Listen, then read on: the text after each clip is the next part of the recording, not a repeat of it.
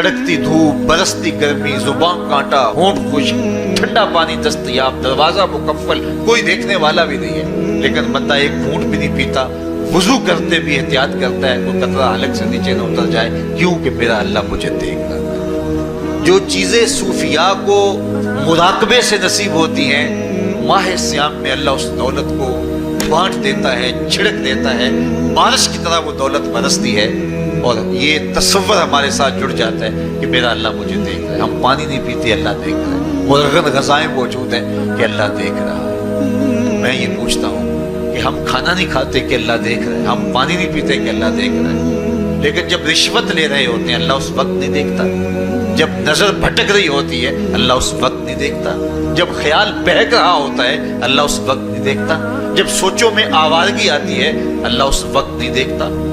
تو یہ صرف وہ کھانے اور پینے کو ہی دیکھ رہا ہے، باقی امور زندگی کو نہیں دیکھ رہا، اور وہ کیا صرف رمضان میں دیکھتا ہے، غیر رمضان میں نہیں دیکھتا؟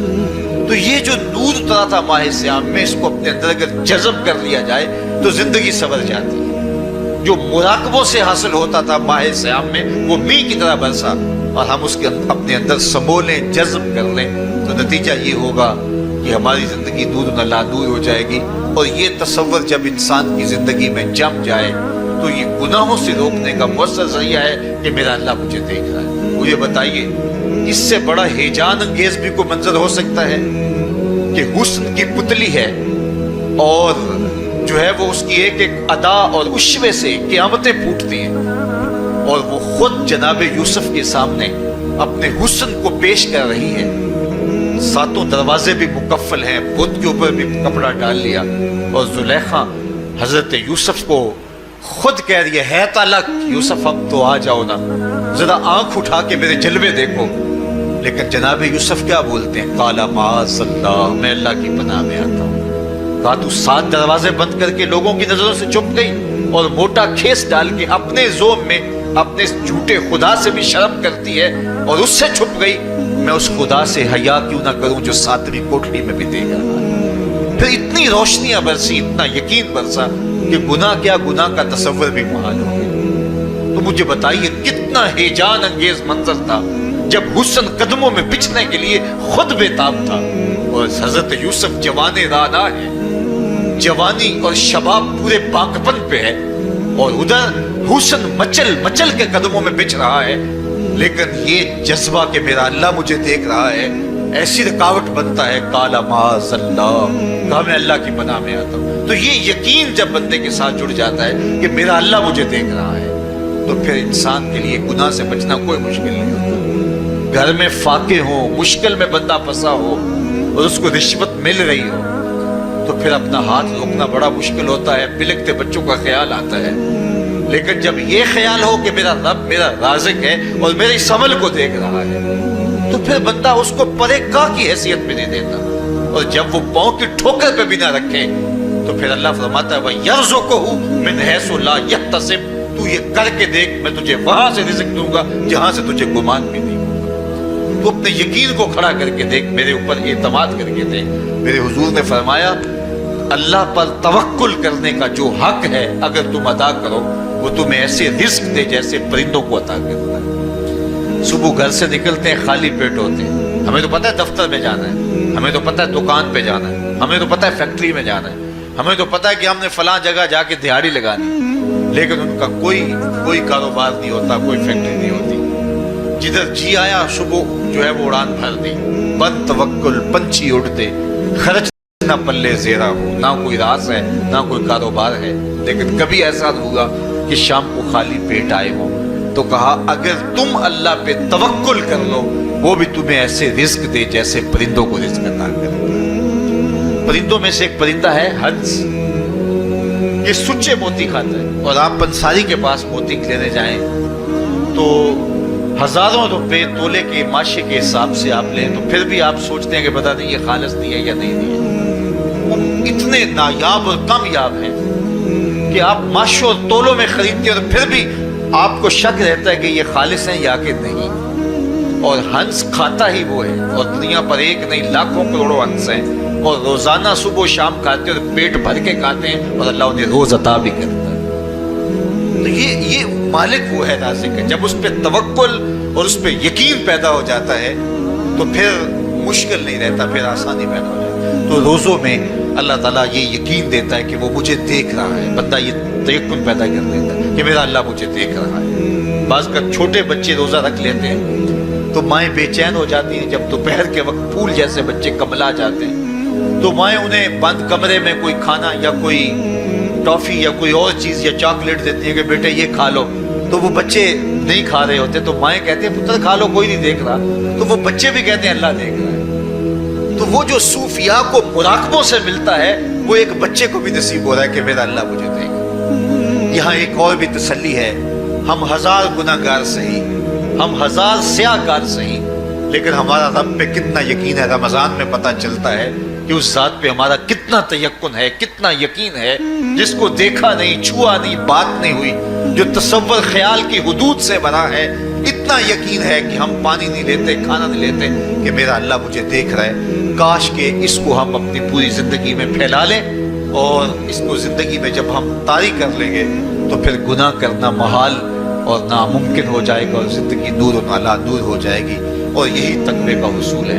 फरमाया ऐ ईमान वालो, तुम्हारे ऊपर रोजे फर्ज कर दिए गए जिस तरह तुमसे पहलों पे फर्ज किए गए थे, लअल्लकुम तत्तकून, ताकि तुम मुत्तकी बन जाओ, ताकि तुम परहेजगार बन जाओ। हजरत सलमान फारसी रज़ी अल्लाह ताला अन्हु से मरवी है कि जब शाबान की 29 तारीख होती तो अल्लाह के महबूब में खुतबा इरशाद फरमाते, उसमें रमज़ानुल मुबारक के फ़ज़ाइल बयान करते और कहते हैं तुम्हारे पास एक शहर अजीम, इज्जत और अजमत वाला महीना आ रहा है जिसका हर दिन बाकी साल के दिनों से अफजल है, जिसकी हर रात बाकी साल की रातों से अफजल है, और उसमें एक रात ऐसी है लैलतुल क़द्र जो 1000 महीने से बेहतर। तो ये अल्लाह ताला की रहमतों का रूप है। रहमतों के दरवाजे खोल दिए जाते हैं और रोज़ादार का रोज़ा बिलखुसूस असर के वक्त, शाम के वक्त, पिछले पहर, रोज़ादार के खाली मिदे से जो एक बू उठती है, महक उठती है, अल्लाह को कस्तूरी से भी ज्यादा महबूब होती है। अल्लाह अकबर। और फरमाया लिस्साइम फरहतान, फरहतुन इंदा फित्रही व फरहतुन इंदा लिकाए रब्बे।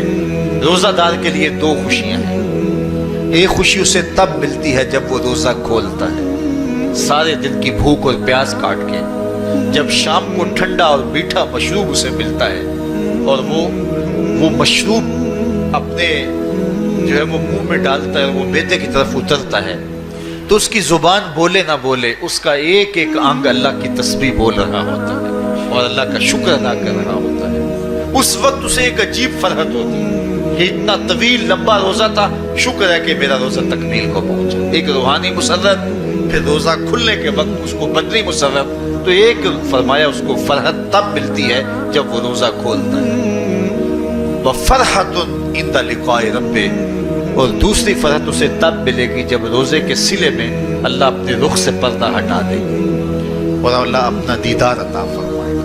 तो ये रोजेदार के लिए खुशियां हैं। खुश नसीब हैं वो लोग जो माह सियाम के रोजे पूरे खुशबू खुजू के साथ रखते हैं और इसकी बरकतों से माला माल होते हैं। वरना बाज़ लोग मैंने ऐसे भी देखे हैं, वो छोटी छोटी बीमारियों का बहाना बना के रोज़ा तर्क कर देते हैं और उन्हें हौसला ही नहीं पड़ता रोज़ा रखने का, क्योंकि अस्सौमु निस्फ़ु सब्र, रोज़ा आधा सब्र है। मैं समझता हूँ, मैं शुगर का मरीज़ हूँ और 4 से 5 घंटे अगर मुझे कुछ खाने को ना मिले तो मेरी तबीयत में ऐसा इस्तराब और बेचैनी पैदा हो जाती है कि मैं घर वालों से उलझने की कैफियत में भी आ जाता हूँ। लेकिन माह सियाम में 20 घंटे भी काट लेता हूँ, लेकिन मेरी तबीयत पे कोई बोझ इसलिए नहीं होता कि मैं अल्लाह की रज़ा को अपने जहन के एक एक गोशे में रखे हुए होता हूँ। तो ये आधा सब्र है, ये सब्र सिखाता है। और फिर रोज़े से जब हम भूख काटते हैं तो गुरबा, मसाकीन, वो लोग जो बेचारे भूख और प्यास काट के ज़िंदगी गुजारते हैं, उनका भी हमें ख्याल आता है कि हमें तो अपने इख्तियार से चंद लम्हों के लिए भूख काटनी पड़ी, तो इसकी कुल्फत और इसकी अजियत इतनी है। तो जो शख्स मजबूरी की वजह से काटते हैं और उनके बिलकते बच्चे उनके सामने होते हैं तो फिर उनका आलम क्या होगा। तो इससे फिर सदका और खैरात का माहौल पैदा होता है और हम गुरबा को अपने साथ खुशी میں شریک کرتے ہیں۔ اب سوال یہ ہے، کیا تقوی بھوک اور پیاس سے حاصل ہوتا ہے؟ پیاس کاٹنے سے، بھوک کاٹنے سے کیا تقوی نصیب ہو جاتا ہے؟ صبح سے لے کر شام تک روزہ رکھنے کی تلقین کی گئی۔ یہاں ناروے میں اور مختلف ممالک کے اندر 20-20 گھنٹے کا روزہ ہے، اور ہمارے بھی یہاں 16-17 گھنٹے مسلسل شدت کی گرمی میں بھوک اور پیاس کاٹنا ہوتی ہے۔ تو اتنا طویل دورانیہ جو بھوک اور پیاس کاٹی ہے، اس کا مقصد رزق بچانا نہیں ہے، بلکہ وَيُزَادُ فِيهِ رِزْقُ الْمُؤْمِنِ، ماہ صیام میں مومن کا رزق بڑھ جاتا ہے۔ آپ اپنا بجٹ دیکھ لیجئے، باقی مہینوں کی نسبت ماہ صیام میں آپ کے اخراجات زیادہ ہوتے ہیں اور کشادگی ہوتی ہے۔ تو یہ کوئی خوراک بچاؤ مہم نہیں ہے، بلکہ رزق تو بڑھ جاتا ہے۔